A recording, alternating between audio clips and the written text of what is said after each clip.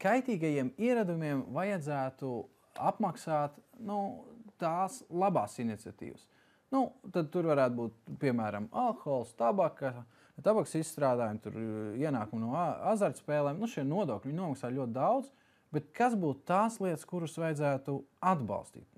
Tās labās lietas, ko mums vajadzētu papildus stimulēt, tavuprāt. Nedaudz jau pieskāries, varbūt tur varētu būt tas pats sports. Varbūt, ka ir kaut kādas citas lietas arī, kur tu redzi, ka šeit mēs varētu uzlabot to sabiedrības kopējo veselību. Tur var būt gan mentālā, gan vienkārši tāpatās fiziskā veselība. Vai ir kāda tāda vieta, kur tu redzi, ka šitam mums vajadzētu piestrādāt? Ka tas varētu būt tas, ka mēs paceļam tur alkoholam, piemēram, un pieliekam tēklā. Es tā ļoti gribētu, lai tā ir, jo agrāk arī bija ceļu fonds, un ja tu maksāji CZD nodokli, tad tas aizgāja ceļiem. Einārs Repšs to savā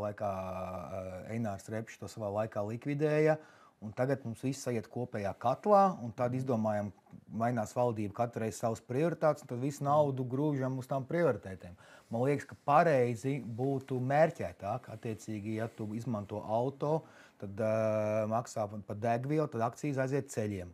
Ja tu, pieņemsim, patērē alkoholu, tad iespējams uz medicīnu. Kad sadalīt precīzi pa to vietu, pirms tāpat kā tu veic sociālas iemaksas, tev iet pensijām, un es redzu, ka gatavojās vēl viens provokatīvais, vai ne, es te jautājumiņš, bet man liekas, tas būtu pareizi. Es saprotu, ka valstī, nav naudas tik daudz kā nekad, bet es gribētu, lai šie te ienākumi aiziet mērķētāk. Jā. Labi, ok. Bet tomēr, vai ir tomēr viena tāda lieka? Mērķētāk, jā, tas mehānisms varētu strādāt, un tas būtu forši, bet tev personīgi, zini kā, tev jau arī, es saprotu, tas ir tā nedaudz sarežģīti, jo no ministrijas viedokļa, tu tā paudīs, un tad tagad, kāpēc mēs to nedaram? Tāpēc, ka tas ir sarežģīti un nevar tā darīt. Bet, ja tev būtu tomēr, tu būtu labklājības ministrs, tev visi kolēģi tev piekristu, jo viņi nezinātu, kā citādāk darīt, un tu teiktu, jā, mums vajag, es gribu kāpost galvām, lai mazāks nodoklis.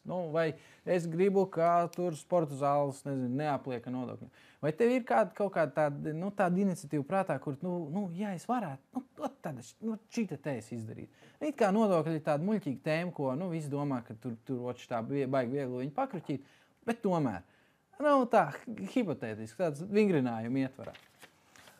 Ja man būtu iespēja būt par premjerministru, tad laikam es tiešām ļoti daudz līdzekļus dažādās aktivitātēs liktu uzsvaru uz bērniem, attiecīgi uz veselīgu dzīvesveidu, jo bērni ir mūsu nākošie vecāki, nākošie nodokļu maksātāji, un tiešām nevaru tev pateikt uzreiz, kāds tās būtu mācību programmas, bet tāpat mācību programma obligātā peldēšanas skolā. Es tikai par. Attiecīgi jums ir daļa, kas noslīkst dēļ to, ka nemāk peldēt. Tas uzlabot fizisko veselību, jo mums būs veselīgāka, tā var teikt, nācija. Tas atvieglos arī izdevumu sadaļu ļoti daudz. Tā kā es ļoti daudz naudas liktu iekšā tajā sadarā, kas ir veselīgs dzīvesveids un jau no bērnības.